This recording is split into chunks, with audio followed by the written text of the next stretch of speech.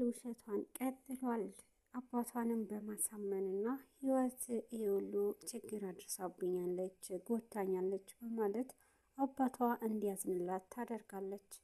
ህይወት ነገሩ ሁሉ ራሷ ለመከላከል ብታደርገውም ግን ደግሞ ሰሚ አጥታና ይበልጥ ካጠገቧ ማንም ባለመኖሩ አባት የገዛ አባቷ ታደላ ለልጁ ራሄልን በማዳላት ሕክምና ይወስዳታል።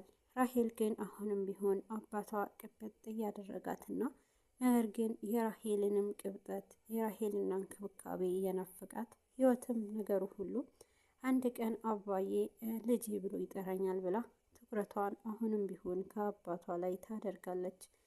ነገሩ ሁሉ ከአጠገቧ ሆኖ የሚከታተላትና ሮቤልን በሷ ፍቅር የተጠመደው ለምንድን ነው እዛ ቤት እንደ ሰራተኛ በአባትሽ ቤት የምትሆኝው ይላታል።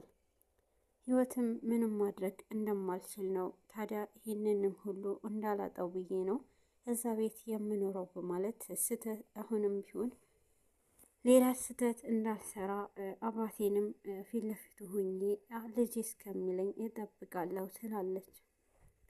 ሮቤልም አሁንም ቢሆን ይሄ ነገር የምልሽን አንቺ ግን እውነቱ ብትናገሪና ምናልባት ግልጽ አድርጊ ይላታል። አንተ ግን ለታውቀው ትችላለክና ግን ደግሞ በአባትህ ቤት የገዛ ሰራተኛ ሆነ መኖር ይህንን ይድረስህ አልልህም፣ ጥሩ አይደለም በማለት ትነግረዋለች። ውሸቷም የቀጠለች ራሄል አሁንም በፍሬም ፊት ማስመሰሏን ቀጥላለች።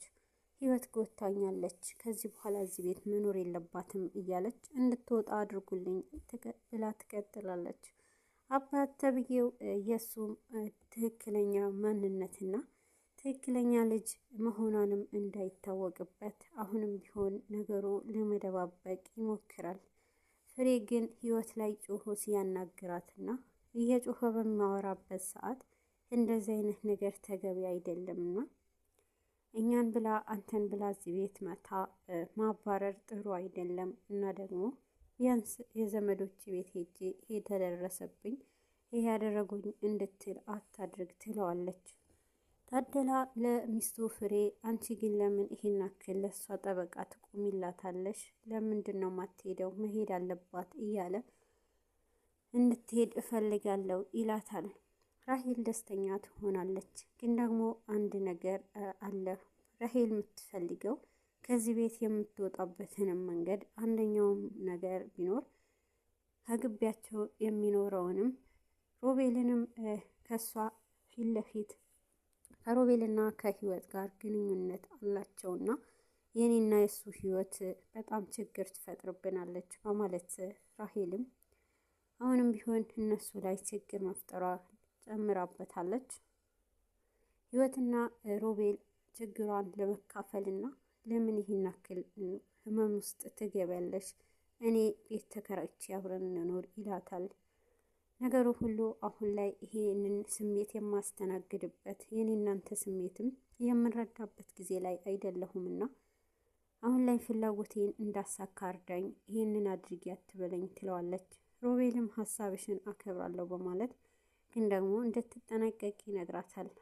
ግን አንድ ነገር አድርግልኝ ብትለውም ሮቤልም እንደማይችልና ከዛ ቤት የምቆይበትን መንገድ አመቻችልኝ ትለዋለች። እሱን እንደማይችል ከነገራት በኋላ በራሴ አስተካክለዋለሁ በማለት ወደዛ ቤት መሄድ እንዳለባት ትናገራለች። ግን ደግሞ ራሄል አሁንም ቢሆን ወደ ሮቤል ስልክ ብትደውልም ሮቤል ግን ከህይወት ጋር በመሆኑ ስልክ ሊመልስላት አልቻለም። ንዴት ውስጥ ትገባለች። ግን ደግሞ አቶ ታደላ የልጁ ከቤት መጥፋት ሳያሳስበው ይበልጥ እስክትመጣ ድረስ ከቤት እስክትባረር ድረስ ይጠባበቃታል። ፍሬም ከቤት መጥፋቷ ያስጨነቃት የህይወትንም ነገር ወደ ቤተሰቦች ወደ ክፍለ ሀገር በመደወል ትጠያይቃለች። ነገሩ ከክፍለ ሀገርም ስለ ህይወት የሚባል ነገር እንደማያውቁና በዚህን ሰዓት ማን እንደሆነች እንደማያውቋት ይነግሯታል። በዚህን ጊዜ ጥርጣሬ ውስጥ ትገባለች። ህይወት ማናት? እዚህ ቤትስ የመጣችሁ ለምንድን ነው ብላ ማንንስ ናት? ለምን ስደበቁኝ ብላ ፍሬም ጥርጣሬዋን ይጨምራል። ግን ደግሞ በራሷ መንገድ ታደላም እንደማይነግራትና በራሷ መንገድ እንደምታስተካከል ትናገራለች። ራሄል አሁንም ከዳዊት ጋር ስላገኘቻት ህይወትም ይህን ነገር ከደረስኩባት ከእሷ ጋር የእሷ ማንነት አስረዳለሁና ለሁሉም ግን ደግሞ ለማስረዳት ፎቶ ማግኘት አለብኝ ብላ ለሮቤልም ፎቶ ከህይወትና ከዳዊት ጋር ፎቶ እንዲያነሷቸው አድርጋ ነበረ። ነገሩ ሁሉ እንዲያደርግ የጠየቀችው የገዛ አፍቃሪዋ የህይወት ሮቤልም ስለነበረ ሮቤልም ለህይወትም ሳያስረዳ ምንም ነገር እንደማያደርግ አላወቀችም ነበርና በዚህ መሀል ግን አሁንም ዳዊትንም መከታተል ጀምራለች በራሷ መንገድ ራሄል በዚህ መንገድ ዳዊትን ለብዙ ጊዜ ስትከታተለውና ዳዊት ደግሞ ነገሩ ሁሉ ደርሶባት ራሄልንም እየሸወደ እንዳመለጣት አስመስሎ በምትሄድበት በየጊዜ ስትከታተለው እያያት ነበረና ግን ደግሞ ለመጨረሻ አሁን ላይ እውነት እንደምትከታተለኝ ደርሼበታለሁና ቶሎ ብዬ ይሁን ነገር ማድረግ አለብኝ ይላል። ፊት ለፊቷ በመግባትና ለምን እንደምትከታተለው ይጠይቃታል። ዳዊት ለራሄል በጠየቃት ሰዓት ራሄልም እንዴት ብላ እሱን እንደማትከታተለውና ከሱ ምንም የሚያስፈልጋት ነገር እንደሌለ አበሻሽቃ ትነግረዋለች። ግን ደግሞ ዳዊት ካሁን በኋላ ብትከተኝ ብሎ ሲዝትባት፣ በዚህን ጊዜ ግን እሷም ማንነቷን አሳይተዋለች። ህይወት ወደ ቤት ተመልሳ ፊት ለፊቷ አባቷ ፊት ትጋፈጣለች። አባቷም ከዚህ ቤት ቶሎ ብለሽ አሁኑን ውጪ እያላት፣ ህይወትም አሁን እናንተን ቤት ትቼ መውጣት አልችልም ትላለች። ራሄልም አንቺ እንዴት ላትወጪ ትችያለሽ? ልገይኝ ነበር እኮ በገዛ ቤቴ በማለት እንድትወጣ ትነግራታለች። ጥሩ ነው እንደዛ ካልሽ፣ ከዚህ ቤት ውጪ ካልሽኝ ይወጣለሁ፣ ግን ደግሞ ከዚህ ግቢ ርቄ አልሄድም፣ ሮቤል ጋር ሄጄ እቀመጣለሁ ትላለች። ይሄ ባለችበት ሰዓት በጣም ትጨነቅና ሮቤልም ከኔ ልትነጥቀኝ ነው አሁንማ ቤቱ ከገባች በማለት እንደዚህማ ሊሆን አይችልም፣ አንቺ እዛ ቤት ከምትገቢ እዚሁ መቀመጥ ትችያለሽ ትላታለች። በዚህን ሰዓት አባት ለምንድን ነው ማትሄደው? ትሄድ እንጂ እንደፈለገች ትሁን፣ አንቺ ምን ይጠቅስሻል? ግን ደግሞ ከዚህ ቤት መውጣት አለባት በማለት የገዛ አባቷ ታድላ ህይወትንም ከዚህ ቤት አሁኑን ውጪ፣ አለበለዚያ ይበልጥ ላንቺ ጥሩ አይሆንም ብሎ ይዝትባታል። ህይወት በጣም ዘና በማለትና በመደነጋገጥ ውስጥ ሳትገባ ከሁለቱ አንድ ቦታ እንደምትቀመጥ ራሷንም ደስተኛ አድርጋ ለአባቷ መልስ ትሰጣለች። ህይወት በዚህን ጊዜ ራሄልም ከሮቤል ቤት እቀመጣለሁ ካለች በኋላ ተፈናጥራ ወደ ክፍሏ ትሄዳለች። በዚህን ሰዓት አባት ተብዬው አንቺ ግን ከዚህ ቤት ካልወጣሽ መቼም ቢሆን አልለቅሽም እያላትም አባዬ እንዲህ አትበለኝ እያለችው አንተ መቼም አንድ ቀን ልጅ እስከምትለኝ ድረስ እጠብቃለሁ እያለች አባቴ አትበይኝ በማለት ጥፊን ይመታታል። በዚህን ሰዓት ሶፋ ላይ በመጣልና ይበልቅ እንቅ አድርጎ ይዛታል ህይወት።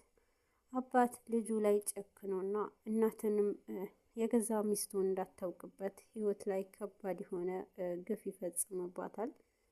በዚህን ጊዜ ግን አሁንም ቢሆን ህይወት ተስፋ ሳትቆርጥ አባቴ እኮ ነክ፣ እኔ አባትነት ፍቅር እፈልጋለሁ እያለችው አሁን በኋላ አባቴ ብለሽ እንዳትጠሪኝ፣ እንዳንቺ አይነት ልጅ መቼም ሊኖር አይችልም በማለት ሊገላት ይደርሳል። ህይወትም ነፍሷን ለማዳን እንድልገለኝ እኮ ነው እያለችው አባትም ጨክኖባትና በመጨረሻም ሰበብ ውስጥ እንዳታስገባኝ ብሎ ትቷት ይሄዳል። ሮቤል አሁንም ቢሆን ለህይወት ፍቅር እንዳለው ከደረሰችበት በኋላ ራሄልም በጣም ጭካኔዋ ጨምሯል። ህይወት ላይ ከባድ ችግር እንደምትፈጥርና ከአሁን በኋላም እየተከታተለች ሮቤልና ህይወትንም ለማጣላት ወይንም ሮቤልና ህይወታቸውንም ለመበጥበጥ ቆርጣ ተነስታለች።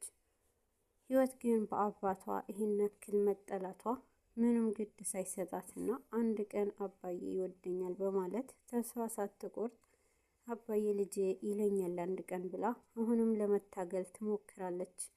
የራሄል ግፏ አሁንም ቢሆን ሮቤልና ህይወትን ለመጥበጥበጥ እንጂ ልጅ እህቴ ናት ብላ አስባም አታውቅምና የታደለ ይሄን ያክል ደረጃ ክፋት መሆኑ ህይወትም እንዴት አባቴ በዚህ ያክል ይጨክንብኛል